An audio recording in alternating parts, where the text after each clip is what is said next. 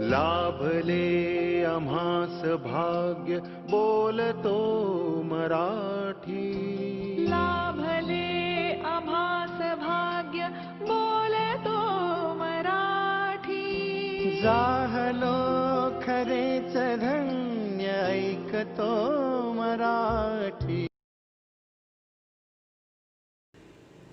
नमस्कार विद्यार्थी मित्रांनो, प्रथमतः तुम्हा सर्वांचं स्वागत. मराठी पण जपूया अर्थात नागावकर मराठी या माध्यमातून सुधारित मूल्यमापन कृती आराखड्यानुसार इयत्ता 10वीच्या अभ्यासक्रमातील अंतर्भूत असणाऱ्या व्याकरणातील घटकांचा अभ्यास आज आपण समजून घेणार आहोत.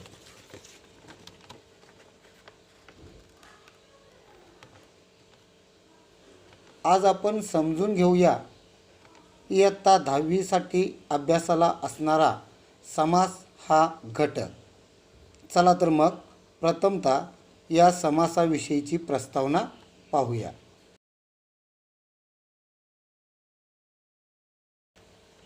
मनुष्य बोलत असताना बोलण्याच्या ओघात कधीकधी तो काही शब्द गाळून सुटसुटीत असे जोडशब्द बनवितो. जर एका वाक्याचे काम एका शब्दात होत असेल तर आपण पूर्ण वाक्य बोलण्याच्या फंदात पडत नाही. उदाहरणार्थ, पुरण घालून तयार केलेली पोळी असे म्हणण्यापेक्षा पुरणपोळी असा शब्दप्रयोग आपण करतो. किंवा 4 कोणांचा समूह असे न म्हणता आपण चौकोन असाच शब्दप्रयोग करतो. अशा प्रकारच्या अनेक जोडशब्दांचा वापर आपल्या बोलण्यात आणि लिहिण्यात आपण करीत असतो. असे जोडशब्द म्हणजेच सामासिक शब्द होत. आता आपण पाहूया या समासाविषयीच्या काही संकल्पना. यासाठी पहिली संकल्पना आहे सामासिक शब्द. 2 शब्द एकमेकांशेजारी आले की त्यांच्यातील परस्पर संबंध दाखविणारे शब्द किंवा प्रत्यय यांचा लोप करून जो एक स्वतंत्र जोडशब्द तयार करतो त्यास सामासिक शब्द असे म्हणतात.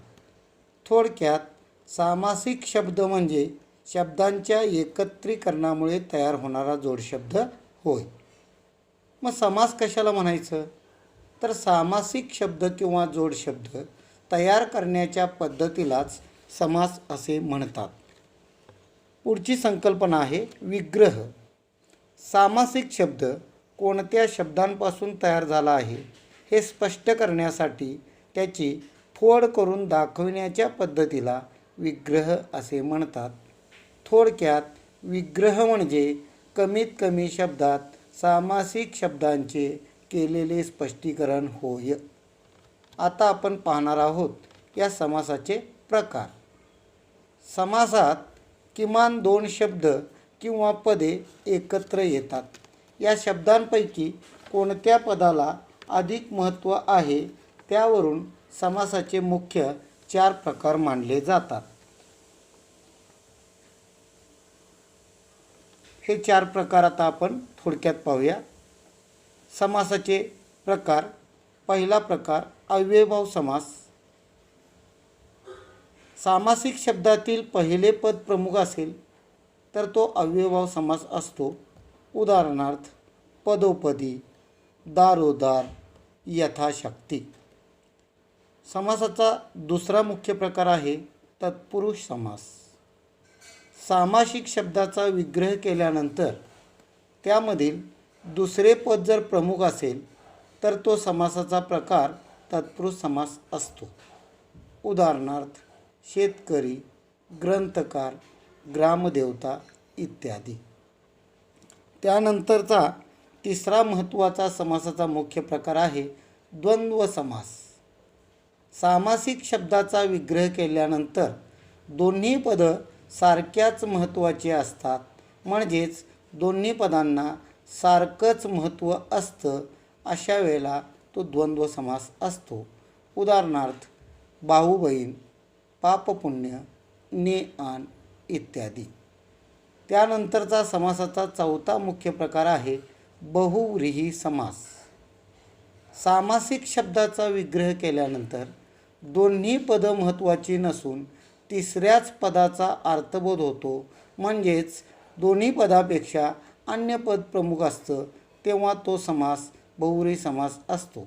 उदाहरणार्थ लक्ष्मीकांत, नीळकंठ, पितांबर. आता आपण पाहणार आहोत समासाचे मुख्य 4 प्रकार कोणते ते पहा. विद्यार्थ्यांनो, समासाचे मुख्य 4 प्रकार आहेत आणि त्यामध्ये पहिला प्रकार जो आहे तो पहिला मुख्य प्रकार म्हणजे अव्ययभाव समास. समासाचा दुसरा मुख्य प्रकार आहे तत्पुरुष समास. त्यानंतरचा येणारा तिसरा प्रमुख प्रकार आहे तो म्हणजे द्वंद्व समास आणि चौथा प्रकार जो आहे तो आहे बहुव्रीही समास. तर विद्यार्थी मित्रांनो, आपल्याला लक्षात घ्यायचं आहे की समासाचे हे जे 4 मुख्य प्रकार आहेत पैकी तत्पुरुष समास आणि द्वंद्व समास हे 2 मुख्य प्रकार चालू वर्षी आपल्याला अभ्यासावयाचे आहेत. चला तर मग जाऊया तत्पुरुष समास, द्वंद्व समास यातील कोणता अभ्यास आपल्याला यावर्षी करायचा आहे ते समजून घेण्यासाठी. परंतु मित्रांनो, आपण या 4ही प्रकाराविषयीची थोडक्यात माहिती या घटकामध्ये जाणून घेणार आहोत. पण त्या अगोदर आपण इयत्ता 10वीला असणारे समास कोणते आहेत ते पहिल्यांदा जाणून घेऊया.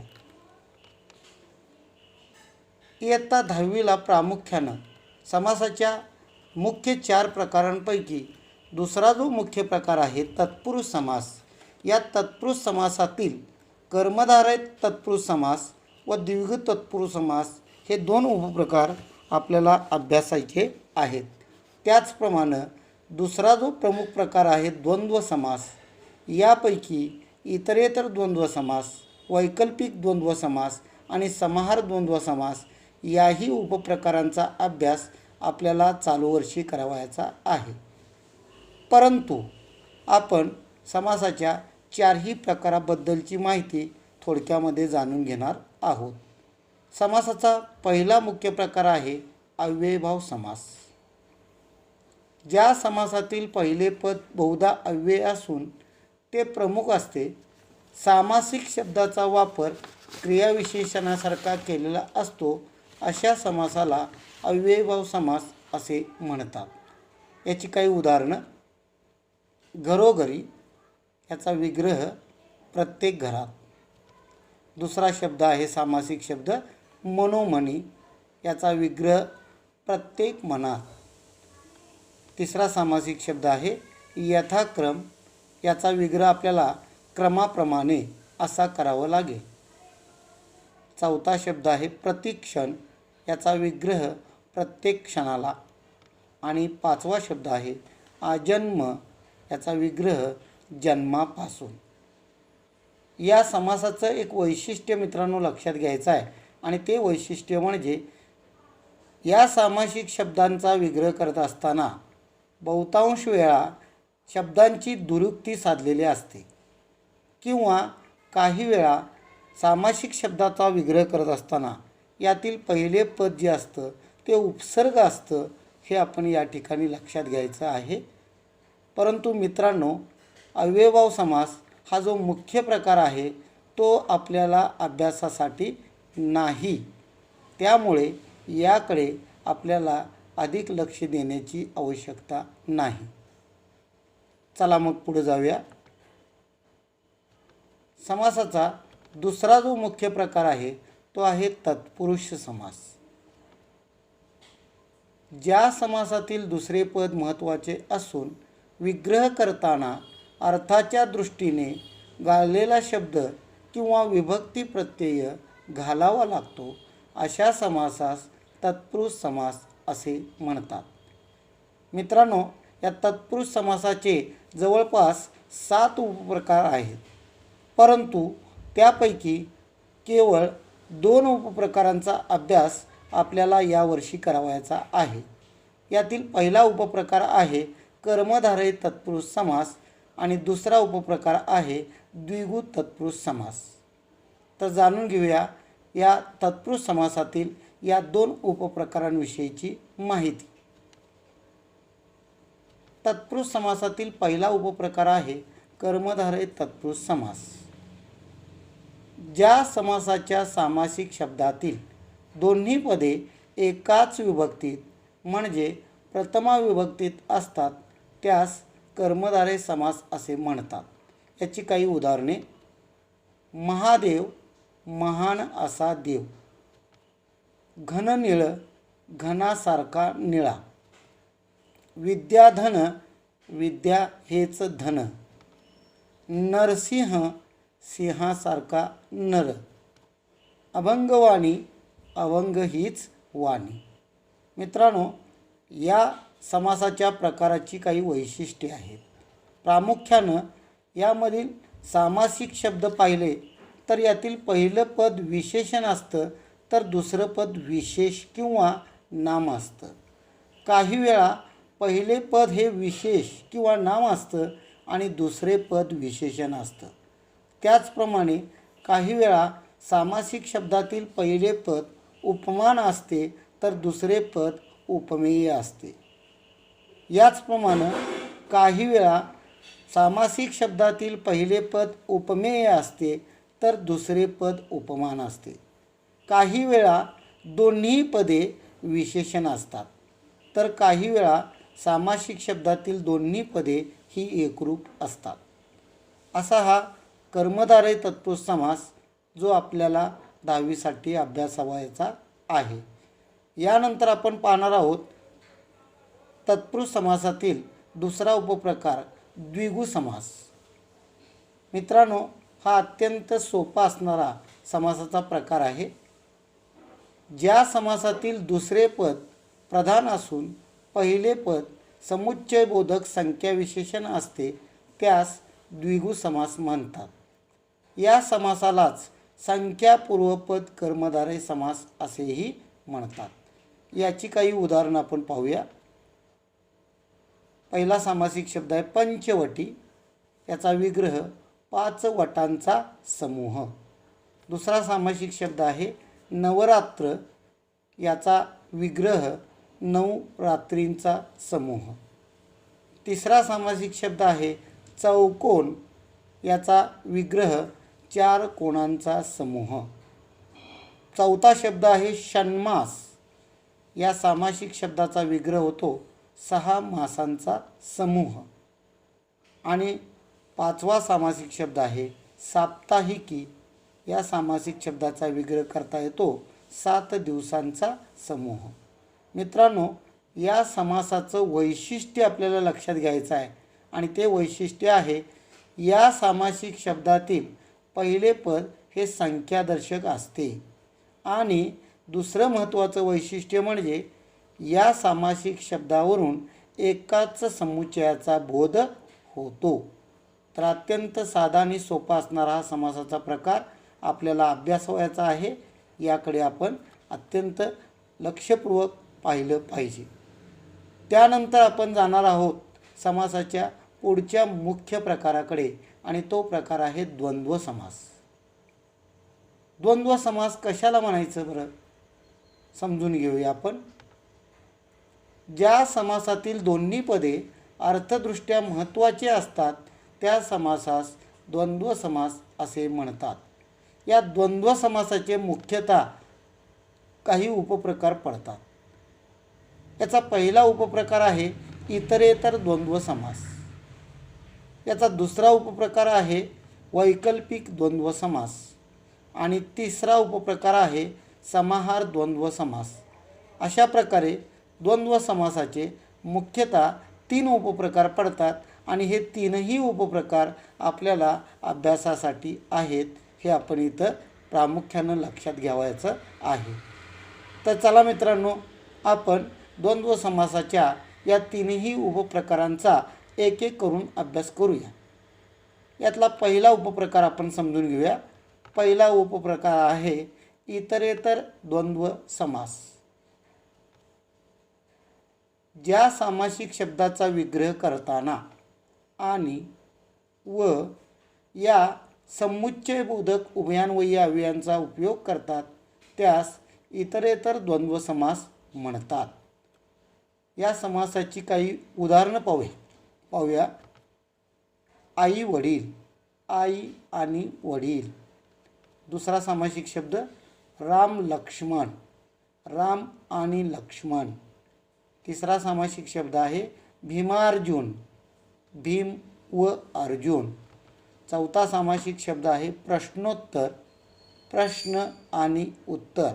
आणि पाचवा सामासिक शब्द आहे स्त्री पुरुष, स्त्री व पुरुष. या समासाचं वैशिष्ट्य काय आहे ते पाहूया आपण. तर या सामासिक शब्दाचं वैशिष्ट्य असं आहे की दोन्ही पदे समान महत्त्वाची असतात.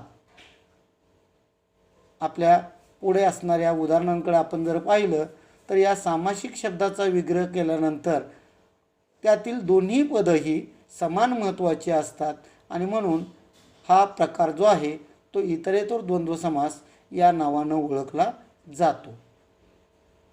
द्वंद्व समासातला दुसरा उपप्रकार आहे वैकल्पिक द्वंद्व समास. ज्या सामासिक शब्दाचा विग्रह करताना किंवा अथवा वा या विकल्पबोधक उभयान्वयी अव्ययांचा उपयोग केला जातो त्यास वैकल्पिक द्वंद्व समास म्हणतात. याची काही उदाहरणं आपण समजून घेऊया. खरे खोटे, खरे किंवा खोटे. सुख दुःख, सुख किंवा दुःख. पास नापास, पास किंवा नापास. बरे वाईट, बरे अथवा वाईट. आणि देव दानव, देव किंवा दानव. मित्रांनो, याही समासाच्या प्रकाराचं वैशिष्ट्य काय पहा. तर सामासिक शब्दांचा विचार करता दोन्ही पदे परस्पर विरोधी असतात. म्हणजेच ज्याप्रमाणे विरुद्धार्थी जोड्या असतात त्याप्रमाणे हा सामासिक शब्द असतो. या सामासिक शब्दांकडे लक्ष टाकल्यानंतर आपल्या ते लक्षात येईलच. आणि यानंतर आपण जाणार आहोत द्वंद्व समासाच्या तिसऱ्या उपप्रकाराकडे आणि तो आहे समाहार द्वंद्व समास. ज्या सामासिक शब्दात इतर अनेक गोष्टींचा समावेश असतो व ज्याचा विग्रह करताना वगैरे इतर या शब्दांचा वापर केला जातो त्यास समाहार द्वंद्व समास म्हणतात. या समासाची काही उदाहरणे. गप्पा गोष्टी, गप्पा स्वल्पविराम गोष्टी वगैरे. दुसरा शब्द आहे चहा पाणी. याचा विग्रह चहा स्वल्पविराम पाणी व इतर. तिसरा शब्द आहे पाला पाचोळा. याचा विग्रह पाला स्वल्पविराम पाचोळा वगैरे. पुढचा शब्द आहे नवस सायास. याचा विग्रह नवस स्वल्पविराम सायास वगैरे. आणि शेवटचा शब्द आहे पानपत्रावळ. याचा विग्रह पान स्वल्पविराम पत्रावळ वगैरे. याही समासाचं एक महत्त्वपूर्ण वैशिष्ट्य आहे आणि ते म्हणजे हा समास नेहमी एकवचनी असतो. तर मित्रांनो, आता या पुढचा मुख्य प्रकार आपण पाहणार आहोत तो आहे बहुव्रीही समास. पण या समासाच्या बाबतीमध्ये एक महत्त्वपूर्ण गोष्ट आपण लक्षात घ्यायची आहे की हा समास प्रकार आपल्याला अभ्यासासाठी नाही, पण तरीही आपण तो थोडक्यात समजून घेणार आहोत. ज्या सामासिक शब्दातील दोन्ही पदे महत्त्वाची नसून त्यातून वेगळ्या पदाचा बोध होतो त्यास बहुव्रीही समास म्हणतात. या समासाची काही उदाहरणे. पहिला सामासिक शब्द आहे अनंत. याचा विग्रह ज्याला अंत नाही असा तो किंवा ज्याला नाही अंत असा तो. दुसरा सामासिक शब्द आहे लंबोदर. याचा विग्रह लंब आहे उदर ज्याचे असा तो. त्यानंतरचं तिसरं उदाहरण आहे चक्रपाणी. याचा विग्रह चक्र आहे पाणीत ज्याच्या असा तो. यानंतरचं उदाहरण भालचंद्र. चंद्र आहे भाळी ज्याच्या असा तो. आणि शेवटचं उदाहरण आहे मित्रांनो, दशकंठ. 10 कंठ आहेत ज्याला असा तो. या समासाचं उदाहरण असं आहे की अन्य पदाचा अर्थबोध होतो. उदाहरणावरून आपल्या हे लक्षात येईल. उदाहरणार्थ, ज्याला अंत नाही असा तो कोण? परमेश्वर. लंब आहे उदर ज्याचे असा तो कोण? गणपती. चक्र आहे पाणीत ज्याच्या असा तो कोण? तर विष्णू. आणि चंद्र आहे भाळी ज्याच्या असा तो विष्णू. 10 कंठ आहेत ज्याला असा तो रावण. आत्ता आपण महत्त्वपूर्ण असणाऱ्या भागाकडे वाटचाल करणार आहोत. त्यामुळे या पुढचा जो भाग आहे तो मित्रांनो अत्यंत काळजीपूर्वकतेनं समजून घ्या. तर आपण पाहणार आहोत इयत्ता 10वीच्या प्रश्नपत्रिकेमध्ये अथवा कृतीपत्रिकेमध्ये विभाग 4 भाषाभ्यास या सदरामध्ये आपल्याला व्याकरण कृतीवर आधारित काही प्रश्न विचारले जातात. या कृती विचारण्यामध्ये प्रामुख्यानं प्रश्न क्रमांक 4 मध्ये पहिला भाग जो आहे तो व्याकरण घटकावर आधारित कृती करा असा प्रश्न असतो. यासाठी 2 गुण असतात आणि या 2 गुणावर आधारित व्याकरण घटकाचा जो भाग असतो त्यातला पहिला भाग जो येतो तो म्हणजे आत्ता आपण अभ्यासलेला समास हा भाग. यासाठी काही कृती कशा प्रकारे विचारल्या जाऊ शकतात हे आपण आता पाहणार आहोत. तर पहिल्यांदा मित्रांनो, खालील तक्ता पूर्ण करा या पद्धतीची कृती आपल्याला प्रश्नपत्रिकेमध्ये अथवा पत्रिकेमध्ये सोडवण्यासाठी विचारली जाऊ शकते. पडद्यावर असणाऱ्या तक्त्याप्रमाणे सामासिक शब्द, विग्रह आणि समासाचे नाव अथवा प्रकार या पद्धतीनं एक तक्ता दिला जातो. या तक्त्यामध्ये पाहिल्यानंतर तुमच्या लक्षात येईल सामासिक शब्दामध्ये पंचार्थी आणि समासाच्या नावामध्ये किंवा प्रकारामध्ये द्विगु समास असं पहिल्या शब्दाचा विग्रह करून दिलेला आहे. याचा अर्थ आपल्याला या ठिकाणी त्याचा विग्रह करायचा आहे. दुसऱ्या शब्दाकडे लक्ष दिलं तर तुमच्या लक्षात येईल सामासिक शब्द बाप लेक असा दिलेला आहे आणि त्याचा विग्रह बाप आणि लेक असा केलेलाच आहे. आपल्याला त्या समासाचं नाव ओळखायचं आहे. बघा बरं प्रयत्न करून तुम्हाला जमतं का? तर मित्रांनो, पंचार्थी या शब्दाचा विग्रह आपल्याला करता येईल 5 आरत्यांचा समूह. त्याचप्रमाणे बाप लेक, बाप आणि लेक या सामासिक शब्दामध्ये आणि हा शब्द जोडण्यासाठी किंवा उभयान्वयी शब्दाचा वापर केलेला आहे, म्हणून हा प्रामुख्यानं इतरेतर द्वंद्व समासामधला प्रकार आहे. दुसरी कृती कशा प्रकारे विचारली जाते पाहूया. सामासिक शब्द तयार करा व समासाचा प्रकार लिहा. या प्रकारेही आपल्या कृतीपत्रिकेमध्ये प्रश्न विचारला जाऊ शकतो.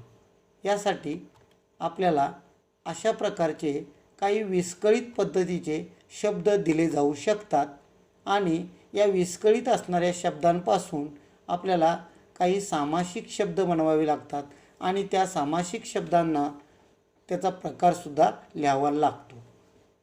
पाहूया आपण यातून कोणते सामासिक शब्द तयार होत आहेत आणि त्यांचे प्रकार कोणते आहेत. तर या पद्धतीने आपल्याला एक तक्ता आखून घ्यावा लागेल आणि मग सामासिक शब्दामध्ये आपल्याला पहिला शब्द तयार करता येईल तो म्हणजे कमलनयन. आणि मग या सामासिक शब्दाचा विग्रह काय होणार आहे तर कमलासारखे नयन. आणि म्हणून हा सामासिक शब्दाचा जो प्रकार आहे समासाचा तो येणार आहे कर्मधारय समास.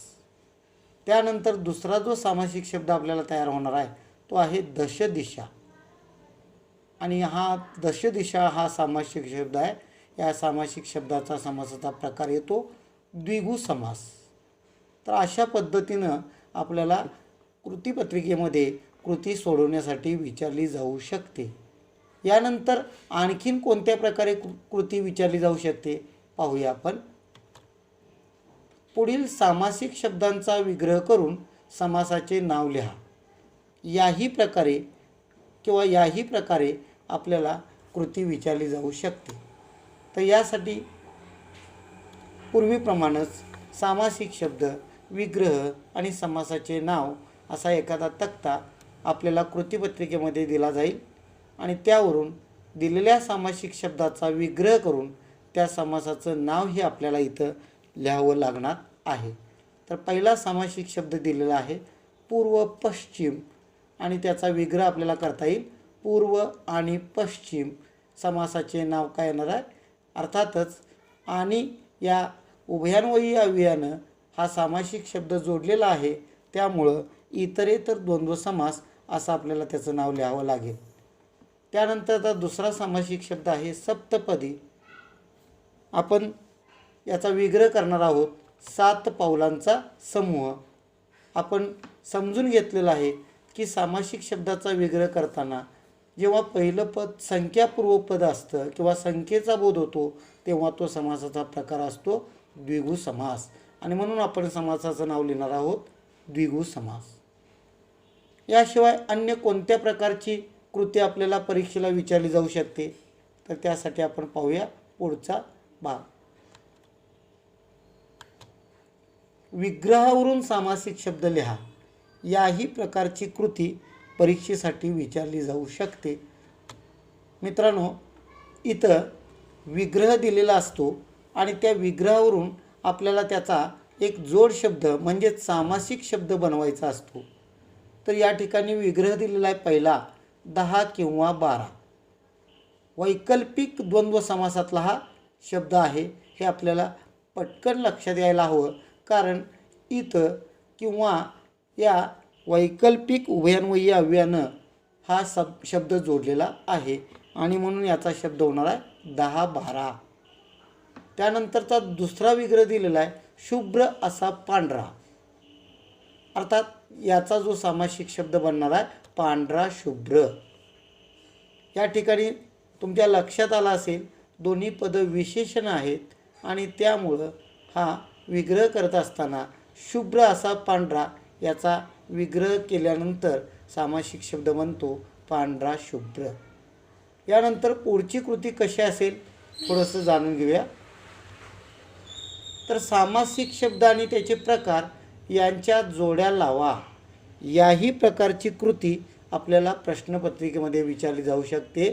यासाठी एका बाजूला स्तंभामध्ये काही सामासिक शब्द दिले जातील तर दुसऱ्या बाजूला स्तंभामध्ये सामासिक शब्दाचे प्रकार सांगितले जातील आणि त्यावरून आपल्याला योग्य पद्धतीनं त्यांचा जोड्या लावण्याचा प्रश्न सोडवावा लागतो. तर यामध्ये रंगीबेरंगी हा जो सामासिक शब्द आहे तो समाहार द्वंद्व समासामध्ये येतो, त्यामुळं आपल्याला त्याची जोडी लावावी लागेल. त्यानंतरचा दुसरा जो सामासिक शब्द आहे तो आहे धर्माधर्म. याची जोडी आपल्याला वैकल्पिक द्वंद्व समासाशी जोडावी लागेल. तिसरा जो सामासिक शब्द आहे महाराष्ट्र, याची जोडी आपण कर्मधारय समास या समासाशी लावावी लागेल.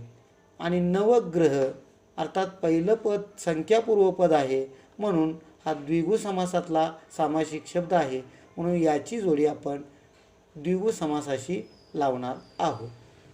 तर मित्रांनो, याहीपेक्षा अन्य वेगळ्या प्रकारचा कोणत्या पद्धतीचा प्रश्न येऊ शकेल तेही आपण आता पुढं पाहतो आहे. तर मित्रांनो, पुढील वाक्यातील सामासिक शब्द ओळखा व त्यांचा प्रकार लिहा. याही प्रकारचा एखादा प्रश्न आपल्याला परीक्षेसाठी विचारला जाऊ शकतो. आपण सर्व बाजूनी विचार तयार करणं गरजेचं आहे. तर यासाठी काही उदाहरणे आहेत. खरे खोटे समजल्याशिवाय अभिप्राय देऊ नये. दुसरं उदाहरण आहे आई डोळ्यात पंचप्राण आणून विजेची वाट पाहत होती. तिसरं उदाहरण आहे चैत्र हाच खरा वसंतात्मा आहे. आणि चौथं उदाहरण आहे कष्टाची मीठ भाकरी खाण्यात आनंद असतो. तर अशा प्रकारची काही वाक्य आपल्याला प्रश्नपत्रिकेत दिली जाऊ शकतात. अर्थात परीक्षेसाठी आपल्याला केवळ 2 वाक्ये दिली जाऊ शकतात आणि मग या 2 वाक्यातील जो काही सामासिक शब्द आहे तो आपल्याला पहिल्यांदा ओळखावा लागणार आहे आणि मग त्याचा प्रकार आपल्याला लिहायचा असतो. तर पहिल्या प्रकारामध्ये किंवा पहिल्या वाक्यामध्ये खरे खोटे हा सामासिक शब्द आहे आणि मग आपल्याला तो शब्द खाली लिहायचा आहे आणि त्याचा प्रकार लिहायचा असतो. तर खरे खोटे हा वैकल्पिक द्वंद्व समासातला सामासिक शब्द आहे. त्याच पद्धतीनं दुसऱ्या उदाहरणामध्ये पंचप्राण हा सामासिक शब्द आहे. तो आपल्याला नीटपणानं शोधावा लागणार आहे आणि मग त्यानंतर त्याचा प्रकार आपल्याला सांगावा लागणार आहे. तर पंचप्राण हा सामासिक शब्द द्विगु या समासामधला येतो. त्यानंतर तिसरं उदाहरण आहे. या उदाहरणातील वसंतात्मा हा सामासिक शब्द आहे आणि मग याचा विग्रह करताना वसंत हाच आत्मा, मग हा समासाचा प्रकार कोणता असणार आहे? तर हा सामासिक शब्द कर्मधारय समासामध्ये असणार आहे. म्हणून आपल्याला त्याचं उत्तर लिहिताना वसंतात्मा आणि समासाचा प्रकार कर्मधारय समास असं लिहावं लागेल. आणि शेवटचं उदाहरण आहे. कष्टाची मीठ भाकरी खाण्यात आनंद असतो. यापैकी मीठ भाकरी हा जो सामासिक शब्द आहे तो आपल्याला शोधावा लागणार आहे आणि त्याचा विग्रह करून त्याचा प्रकार आपल्याला लिहायला लागणार आहे समाहार द्वंद्व समास. तर अशा प्रकारे मित्रांनो आज आपण समास या घटकांचा अभ्यास केलेला आहे. आता खऱ्या अर्थानं तुम्ही जर हा अभ्यास चांगल्या प्रकारे समजून घेतला असाल तर उजळणी वजा आणखीन एक वेगळ्या प्रकारे मी तुमच्यासमोर काही उदाहरणं ठेवणार आहोत आणि ती उदाहरणं तुम्ही आता लक्षपूर्वक पाहिलात तर तुमच्या लक्षात येईल की ही उदाहरणं नेमकी समासाच्या कोणत्या प्रकारातील आहेत. चला तर मित्रांनो जाणून घेऊया हा खेळ काय आहे. समासाची अन्य काही उदाहरणं आहेत. या ठिकाणी आपण एक गोष्ट आवर्जून लक्षात घ्या मित्रांनो. आता तुमच्यासमोर येणारे समासाचे जे काही प्रकार आहेत या प्रकाराशिवाय आपल्या कृतीपत्रिकेमध्ये अन्य कोणतंही उत्तर असणार नाही. तर यामध्ये कर्मधारय तत्पुरुष समास, द्विगु तत्पुरुष समास, इतरेतर द्वंद्व समास, वैकल्पिक द्वंद्व समास आणि समाहार द्वंद्व समास अशा 5 उपप्रकारांचाच अभ्यास आपल्याला यावर्षी करावायचा आहे. परीक्षेमध्ये या 5 उपप्रकाराचीच माहिती आपल्याला विचारली जाणार आहे. यापेक्षा अन्य उत्तर परीक्षेत असणार नाही. आता मित्रांनो अत्यंत डोळसपणानं तुम्ही लक्षपूर्वकपणानं पाहायचं आहे की समासाची काही उदाहरणं येत आहेत. ती उदाहरणं नेमकी कोणत्या प्रकारातील आहेत हे तुम्हाला त्या ठिकाणी येणाऱ्या दिशेवरून तुमच्या लक्षात येईल. काव्यामृत तुम्ही पाहिला असाल. कर्मधारय तत्पुरुष समास या बाजूने तो सामासिक शब्द आलेला आहे. याचाच अर्थ हा शब्द कर्मधारय तत्पुरुष समासातील आहे. राव रंक असा जो सामासिक शब्द आलेला आहे तो वैकल्पिक द्वंद्व समासामधून आलेला आहे. याचाच अर्थ राव किंवा रंक असा त्याचा विग्रह होतो. त्यामुळं तो वैकल्पिक द्वंद्व समासातील सामासिक शब्द आहे. पुरी भाजी, पुरी भाजी वगैरे असा त्याचा विग्रह करता येणार आहे आणि त्यामुळं तो समाहार द्वंद्व समासातील सामासिक शब्द आहे. आता मित्रांनो तुम्ही यापुढची सर्व उदाहरणं अत्यंत काळजीपूर्वक त्यानं पहा आणि त्यावरून तुम्हीच ठरवा की येणारा सामासिक शब्द समासाच्या कोणत्या प्रकारातील आहे. द्विदल, अहिनकुल, भेदाभेद, महाराज, त्रिखंड, अष्टाध्यायी, सुंठसाखर, वादळ वारा, बरे वाईट, ऊन पाऊस, धावपळ. मित्रांनो, मुद्दाम मी या शब्दाबद्दल तुम्हाला सांगणार आहे. धावपळ, धावपळ याचा विग्रह करताना धावणे, स्वल्पविराम, पळणे वगैरे असा त्याचा विग्रह इथं करणं अपेक्षित आहे. हा समाहार द्वंद्व समासातील सामासिक शब्द आहे. षटकोन, पांढरा शुभ्र, काळा कुट्ट, गुरे वासरे, चंद्र सूर्य आणि शेवटचा शब्द आहे सप्तसिंधू. तर तुमच्या लक्षात आलं असेल हे सामासिक शब्द कोणत्या प्रकारातील आहेत. चला मित्रांनो, आज आपण समास या घटकाविषयीचा अभ्यास समजून घेतलेला आहे आणि आता आपल्याला निरोप घेण्याची वेळ आलेली आहे. अर्थात मी श्री दिल नागावकर, सहाय्यक शिक्षक, अशोका हायस्कूल इचलकरंजी.